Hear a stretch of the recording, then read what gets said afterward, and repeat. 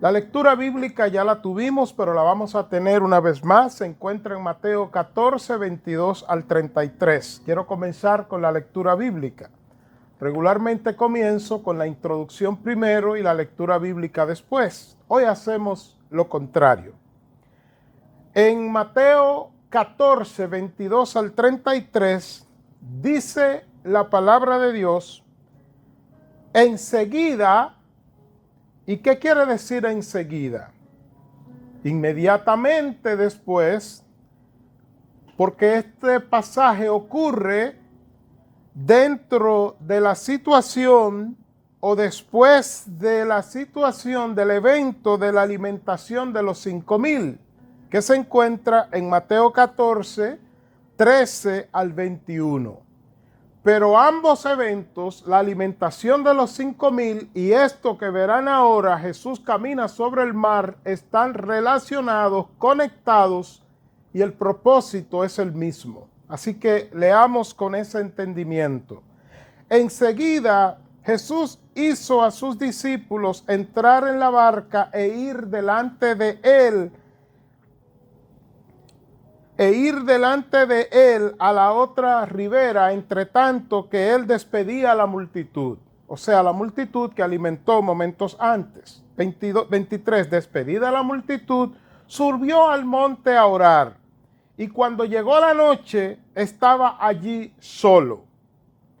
24, y ya la barca estaba en medio del mar, azotada por las olas, porque el viento era contrario. Mas a la cuarta vigilia de la noche, entiéndase entre las 3 de la mañana y las 6 de la mañana, Jesús vino a ellos, escuche cómo, andando sobre el mar. 26. Y los discípulos, viéndole andar sobre el mar, se turbaron diciendo, un fantasma, y dieron voces de miedo. Pero enseguida, en el 27, Jesús le habló diciendo, tened ánimo, yo soy, no temáis. Note ese yo soy, que es el mismo yo soy de el libro de Éxodo, donde Moisés le pregunta al Señor, y cuando me pregunten quién me envió, ¿qué le digo? Dile que yo soy te envió. 28. Entonces respondió Pedro, aquí entra Pedro, y aquí entra el propósito de esta historia. Y dijo, Señor, si eres tú, manda que yo vaya a ti sobre las aguas. Y él dijo, ven. Y descendiendo Pedro de la barca andaba sobre las aguas para ir a Jesús. Pero al ver el fuerte viento, tuvo miedo y comenzándose a hundirse, dio voces diciendo, Señor, sálvame. 31. Al momento Jesús extendió la mano, asió de él y le dijo, hombre de poca fe, ¿por qué dudaste? Y cuando ellos subieron en la barca, se calmó el viento. Entonces los que estaban en la barca vinieron y le adoraron, diciendo, escuche bien el propósito de esta historia, verdaderamente eres hijo de Dios. Mis amados hermanos, el título de nuestro mensaje, escuche bien, la fe verdadera es la que sembramos en Cristo.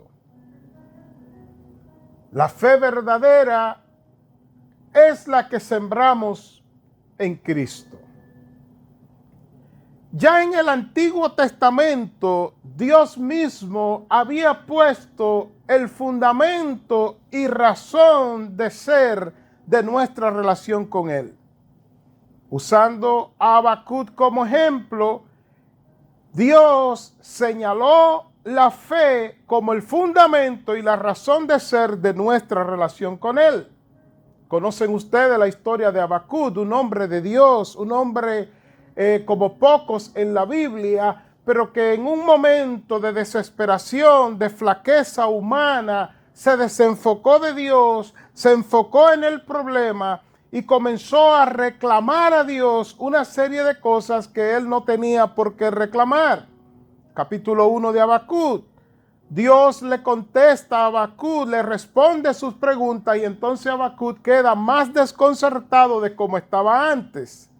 Y Dios le deja saber a Habacuc que el problema que tenía él y todos los demás eran que estaban viviendo atreviéndose. En el hebreo la palabra orgullo significa atreverse. Quiere decir que Dios le dijo, el que es orgulloso, o sea, el que se atreve, pero ¿atreverse a qué? Atreverse a vivir sin mí. Eso es orgullo, según el idioma hebreo. Y Dios establece a Habacuc y a nosotros que he aquí aquel cuya alma no es recta se enorgullece, o sea, se atreve a vivir sin mí, se atreve a vivir o a tratar de vivir sin obedecerme, sin hacer lo que yo digo. Pero escucha ahora, mas el justo por su fe vivirá. De manera que la fe es el fundamento de nuestra relación y de nuestra comunión con Dios. Jesús en su ministerio y en el Nuevo Testamento presentó e introdujo la fe como el ingrediente más importante del hombre.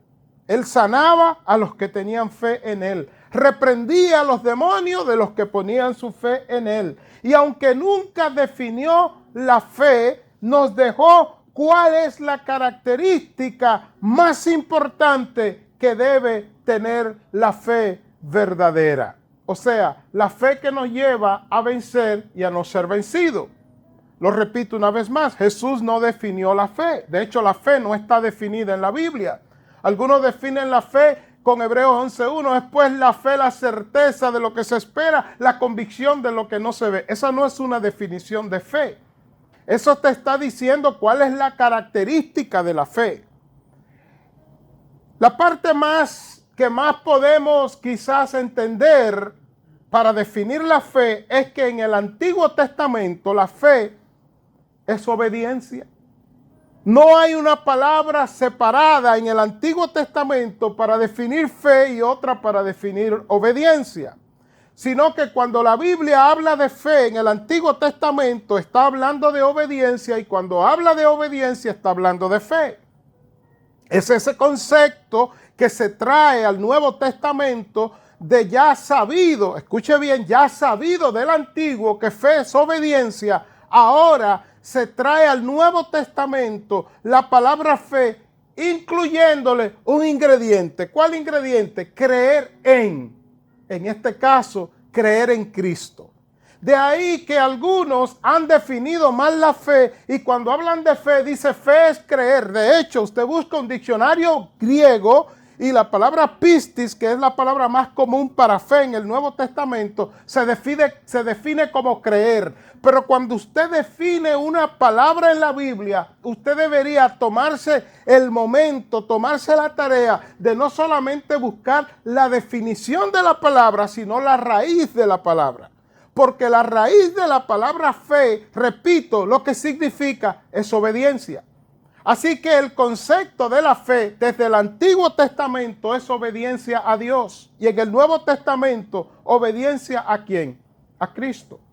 La fe es un regalo de Dios para salvarnos y también para sostenernos. Hay un versículo bastante conflictivo. Ningún versículo en la Biblia es conflictivo. Somos nosotros los que lo hacemos conflictivo. Y es Efesios 2:8. Escuche cómo dice. Porque por gracia sois salvos, por medio de la fe. En otras palabras, dice que la gracia es lo que nos hace salvos. La gracia de Dios produce la salvación. Ahora, ¿cuál es el vehículo que te lleva a llegar a esa gracia? Dice el texto que es la fe.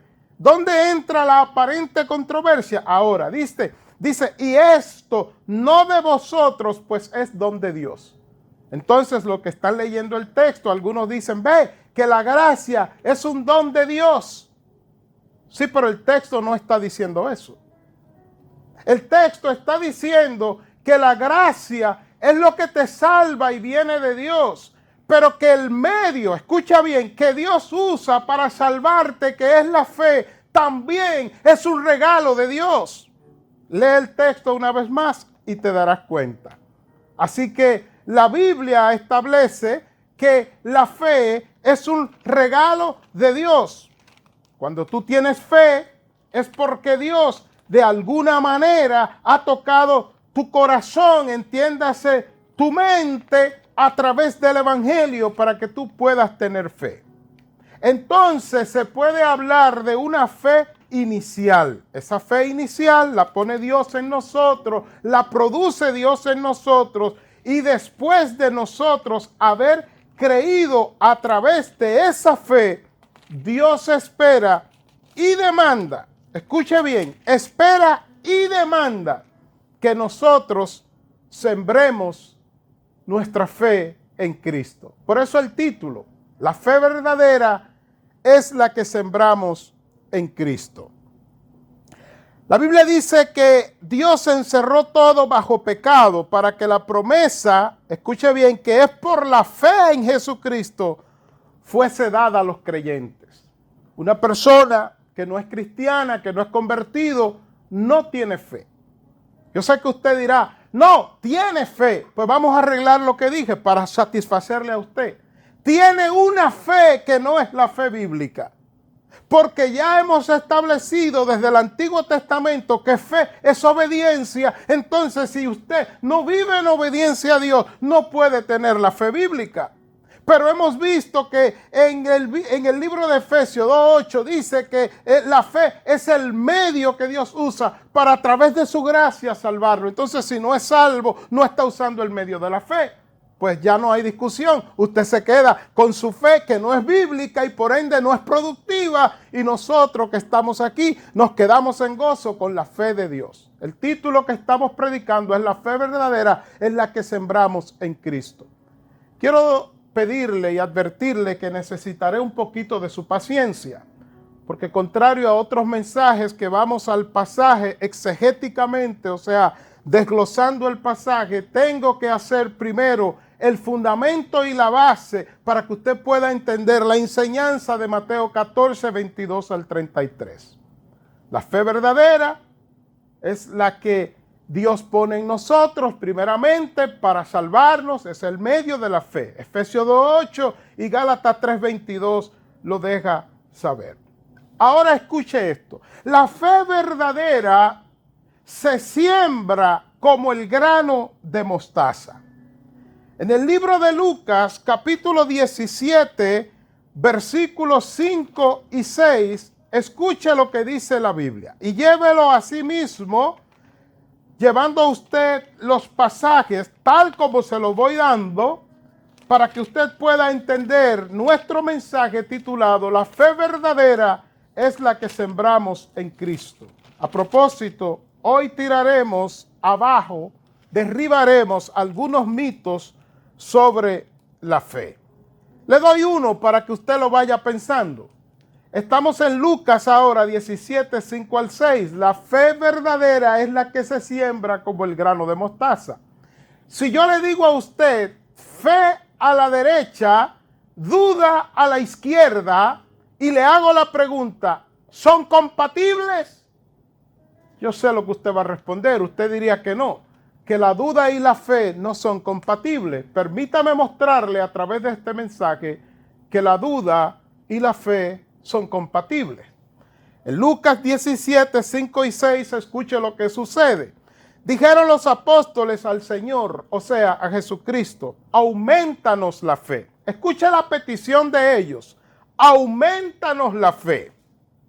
Usted se imagina, después de esa petición, usted se imagina a Jesús poniendo la mano sobre los discípulos y diciéndole o soplándole o expresando que tu fe se aumente. Eso es lo que usted se imaginaría. Escuche otra vez, Lucas 17, 5 y 6. Dijeron los apóstoles al Señor, ya ni siquiera se llaman discípulos aquí, ahora son los apóstoles. Discípulos primero, una vez ya formados, son apóstoles porque son enviados. Apóstoles que significa enviados. Ya tienen cierta posición de responsabilidad en el reino. Y le piden que le aumente la fe. Escucha la respuesta de Jesús.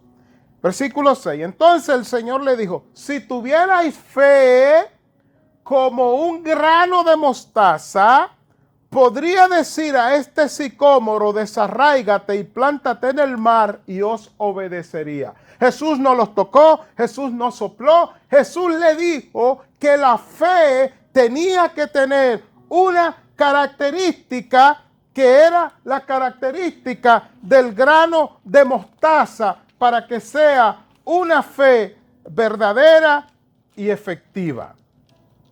Y usted ahora tiene su mente volando y diciendo, pero ¿a dónde vamos a llegar en esto? Porque no entiendo. Fe como el grano de mostaza, la fe verdadera es la que sembramos en Cristo. Vemos un pasaje donde Cristo alimenta a una persona, a un grupo, a una multitud, 5,000, más de 5,000. Después manda a los discípulos aparte. Él se queda orando. Ahora está una tempestad en el medio del mar. Jesús llega caminando sobre las aguas. Pedro le dice, si eres tú, ordena que yo vaya hasta ti sobre las aguas.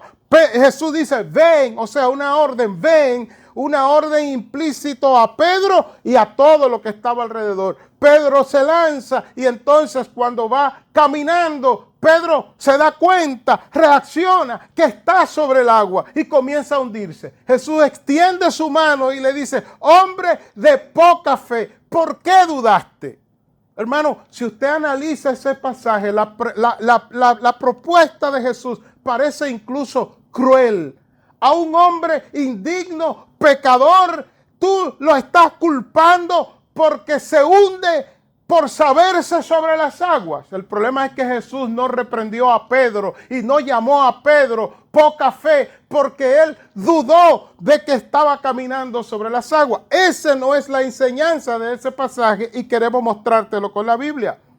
Para que podamos entender esa historia, tenemos que ver también, ya Jesús dijo a la respuesta de los apóstoles, aumentanos la fe. Necesitamos fe aumentada, como la necesitamos tú y yo. Jesús no le pone la mano, Jesús no sopla sobre ellos. Jesús le dice, la fe tiene que tener una característica y es que debe ser como el grano de mostaza. Algunas traducciones de manera errada dicen del tamaño de un grano de mostaza. Es un error porque en el idioma de la Biblia, el griego, no dice del tamaño de, sino como, un símil. La palabra como es un símil que aplica características a aquello que tiene aquello, se la aplica a esta. Entonces la pregunta para entrar en nuestro pasaje central, ¿cuál es la característica que tiene que tener la fe, que es como el grano de mostaza para que sea una fe efectiva? La Biblia responde en Mateo 13, 31 y 32. Escuche bien. Otra parábola les refirió diciendo, el reino de los cielos, aquí Jesús no está hablando de fe, sino del reino de los cielos, pero escucha ahora, es semejante al grano de mostaza. Es el mismo grano de mostaza que un hombre tomó y ¿qué hizo? Y sembró en su campo. Escúchelo otra vez. El reino de los cielos es semejante, ya Jesús no está hablando de fe, sino del reino de los cielos, pero aquí usa el grano de mostaza, que es lo que nos interesa. Es semejante al grano de mostaza. El grano de mostaza es el mismo, hablando de fe o hablando de reino, es el mismo grano de mostaza que un hombre tomó y ¿qué hizo con él? Lo tiró al aire, lo sopló, lo decretó, lo declaró. No, lo sembró en su campo. ¿Y qué pasó? El cual a la verdad es la más pequeña de todas las semillas, pero cuando ha crecido, escuche ahora, es la mayor de las hortalizas y se hace árbol de tal manera que vienen las aves del cielo y hacen nidos en sus ramas. Entonces, mis amados hermanos, lo que está enseñando la Biblia sobre la fe es que ésta tiene que tener una característica, y la característica es que debe ser como el grano de mostaza, el cual es una semilla pequeña, pero la fe no puede ser pequeña. Ahora, puede iniciar pequeña, pero ¿qué hay que hacer? Sembrarla, y cuando la fe es sembrada, entonces, ¿qué va a pasar? Que esta va a crecer de manera grande en intensidad. La fe va a cimentar, va a echar raíces. ¿Raíces sobre quién? Sobre quien fue sembrada. Es lo que la Biblia enseña. ¿Y cómo vemos esto? En una aplicación. No le estoy haciendo exégesis a mi pasaje de Mateo 14, 22 al 33, sino una aplicación. Vamos a ver ahora esa característica y por qué el reclamo de Jesús a la duda de Pedro. Mateo 14, 22 al 33.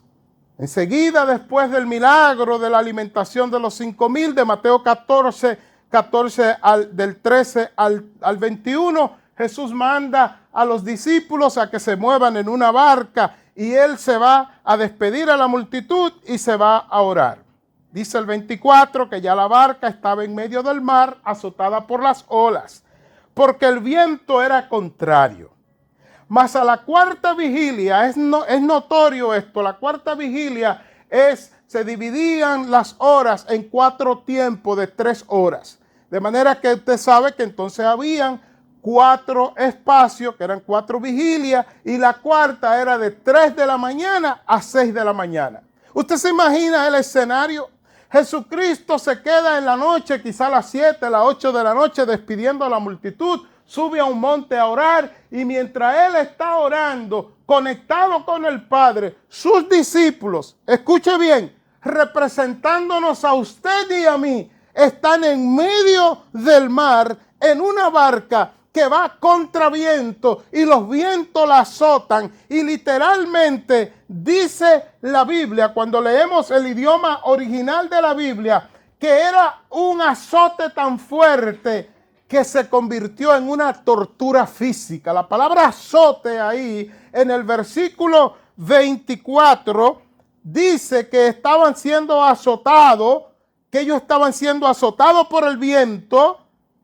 Ese azote, cuando usted busca el significado, dice que físicamente estaban siendo torturados. Expliquémoslo.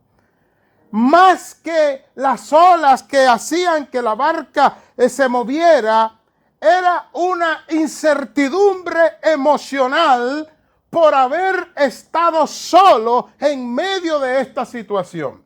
Ellos no tenían recursos porque eran pescadores, pero ya habían agotado sus recursos y no lograban que hubiera una mejoría. Mis amados hermanos, la aplicación de esto es que hay momentos en nuestras vidas cuando debería, desde el punto de vista de nosotros, haber más calma y quietud.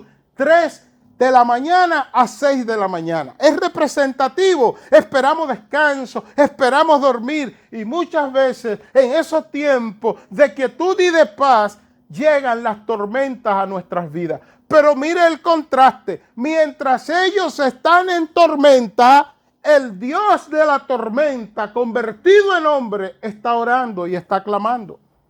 Lo que quiere decir que nuestro Dios es un Dios todopoderoso, es un Dios que hace las cosas de manera que nosotros no las entendemos, pero Él siempre está en control. ¿Qué hace Jesús? Jesús dice el 26 que Jesús viene andando sobre el mar y ellos se turban y dicen es un fantasma y dan voces de miedo. Algunos dirían que los discípulos eran unos cobardes, y yo le preguntaría, ¿y usted? ¿Y yo? Una tormenta y de repente viene Jesús sobre el mar. Ellos no podían divisar quién era, no tenían luces como nosotros, no tenían la forma de verlo, solamente dijeron, en medio de esta tormenta ahora también un fantasma que está persiguiéndonos. ¿Qué es lo que está sucediendo? Pero enseguida Jesús les habló, 27, diciendo, tened ánimo, yo soy, no temáis. Ahí la única palabra que tenemos que resaltar es la palabra yo soy. Porque nos guste o no, lo entendamos o no, el yo soy de Jesús es el mismo yo soy que Dios le dice a Moisés cuando Moisés pregunta, tú me envías al faraón, y cuando el faraón me pregunte, ¿quién me envía? ¿Qué le digo? Y Dios le dijo, dile que el yo soy te envía. Aquí está el yo soy del Antiguo Testamento en una manifestación humana, pero está frente a ellos. Y escuche ahora, porque ahora comienza a tomar sentido esta historia. 28. Entonces le respondió Pedro y dijo, Señor, si eres tú, manda que yo vaya a ti sobre las aguas.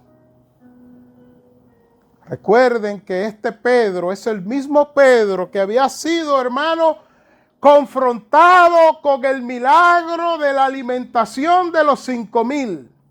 Este milagro de Mateo 14, versículos 13 al 21, de la alimentación de los 5,000, no se puede separar exegéticamente, teológicamente, del milagro que Jesús está a punto de hacer ahora. ¿Por qué? Porque en la alimentación de los 5,000 es la primera vez que ahora Jesús ya no solamente se presenta como el que hace milagros, sanando enfermos, reprendiendo demonios, sino que ahora se presenta y se muestra como el Dios de los alimentos. El mismo Dios que en Éxodo 16 le dio maná al pueblo para comer, es el mismo Dios ahora hecho hombre que vuelve y le da alimento a la gente en ese lugar. Y eso puso a Pedro en una disyuntiva emocional, porque aunque él no entendía, ni los discípulos, ni usted ni yo entendemos tampoco quién es realmente Jesús, sí pudo ver que este Jesús, escuche bien, estaba relacionado, conectado de manera directa con el mismo Dios del maná del Éxodo 16. Y ellos están en la barca y están en esa tempestad, a punto de zozobrar quizás. Para tener miedo tuvieron que estar a punto de zozobrar. Pero le late en su cabeza que Jesús, el que ellos conocían como un Mesías, como un profeta más, como un maestro, de hecho lo llamaban maestro, es el Jesús de los alimentos del Antiguo Testamento también. Y ahora entonces, contra naturaleza, escuche bien, hace otro milagro que es la primera vez que lo hace de ese tipo, ya no solamente sanando enfermos, reprendiendo demonios, dando alimento al pueblo, que solamente Jehová lo había hecho en el Antiguo Testamento, en Éxodo 16, repito, sino que ahora se presenta como el Dios de la naturaleza y camina sobre el mar. Y Pedro ante eso queda onubilado, queda aturdido y le dice, pues ordena que yo vaya. En otras palabras, era un desafío a Jesús. Si eres Dios, tú puedes hacerlo, no hay límite. Di que yo vaya sobre las aguas. ¿Y qué dijo Jesús? 29. Me encanta lo de Jesús. Jesús no hizo un espectáculo como hacen estos charlatanes que se hacen llamar profetas y que se hacen llamar apóstoles hoy. Él simplemente usó una palabra y dijo, ven. Un imperativo, ven. Ordenó y dice que descendiendo, versículo 29, Pedro de la barca andaba sobre las aguas para ir a Jesús. ¿A dónde dice que él iba? A Jesús. ¿A dónde? Dice a Jesús. Escuche bien, él no iba a otro lugar, él iba a Jesús. ¿Y qué dice el 30? Pero al ver el fuerte viento, ¿a dónde él iba, por Dios? Hermano, si vas a Jesús, ¿por qué te detienes a ver el viento? Hermano, si vas a Jesús, ¿por qué te detienes a ver la montaña que está detrás de Jesús? Hermano, si vas a Jesús, ¿por qué te detienes a ver lo que impide o impedía antes de estar Jesús? Dice que él, estando yendo a Jesús, él se detuvo o él comenzó a ver el viento. No vamos a decir que se detuvo, dice, pero al ver el fuerte viento, él tuvo miedo y comenzando a hundirse, dio voces diciendo, Señor, sálvame. Versículo 31, al momento Jesús extendiendo la mano, asió de él, o sea, lo agarró en dominicano y puertorriqueño. Y le dijo, escuche bien, el texto más mal comprendido en la Biblia es este. Hombre de poca fe, ¿por qué dudaste? Algunos creen que el reclamo de Jesús es a la duda interna de Pedro. Permítame decirle algo. El día que un ser humano se despoje de su duda interna, ya no es ser humano. Pasa a ser ángel, pasa a ser Dios, pasa a ser divino. La duda es inherente en el ser humano. La duda nunca se va a ir. Por eso te han enseñado mal y por eso no has podido avanzar en tu vida cristiana. Te dice, tiene que eliminar el miedo. Nunca lo vas a eliminar. ¿Sabes por qué? Porque miedo, vergüenza y culpa, duda incluida, es parte de tu genética natural. Génesis 3, léelo. El pecado, entró duda, entró miedo, entró vergüenza, entró culpa y eso nunca se va a desprender de ti. Pastor, pero usted lo acaba de leer, que él le dijo, hombre de poca fe, ¿por qué dudaste? Gracias por la insistencia, porque me permite entrar a mi último punto. ¿A cuál duda se refería Jesús cuando le reclamó a Pedro, basado en lo que hemos visto sobre la fe del Antiguo Testamento, Habacuc 2:4, que el justo vivirá por su fe? Y que ahora en el Nuevo Testamento la fe tiene que ser como el grano de mostaza, aunque es pequeña, tiene que ser sembrada en.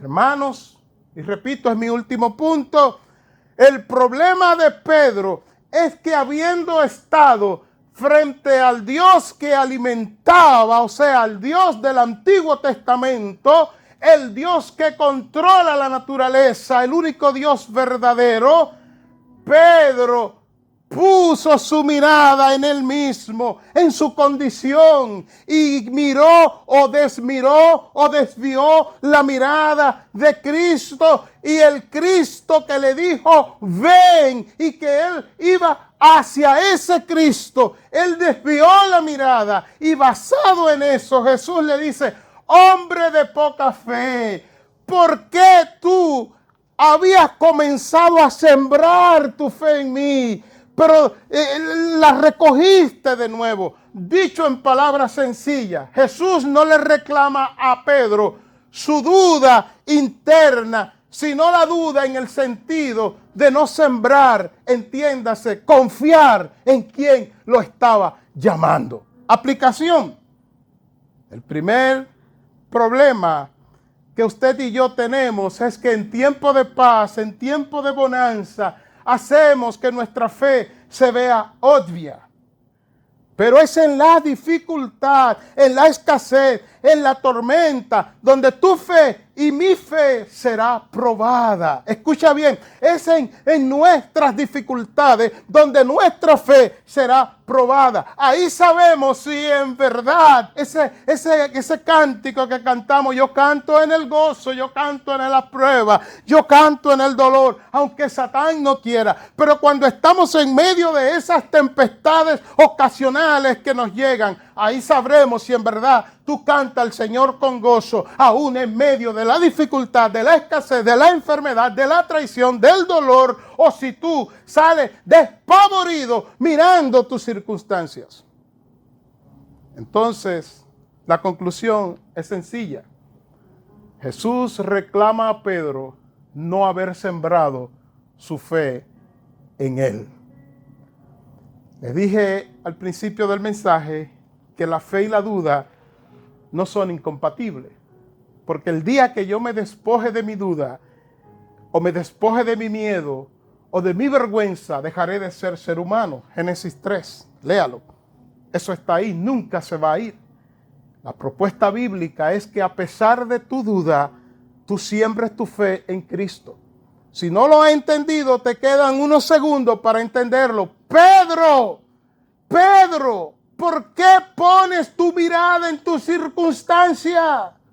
Pedro, sigue mirando a mí, que fue quien te llamé, y a eso es lo que la Biblia le llama fe como el grano de mostaza, fe sembrada en Cristo, y es la fe de la victoria. Padre,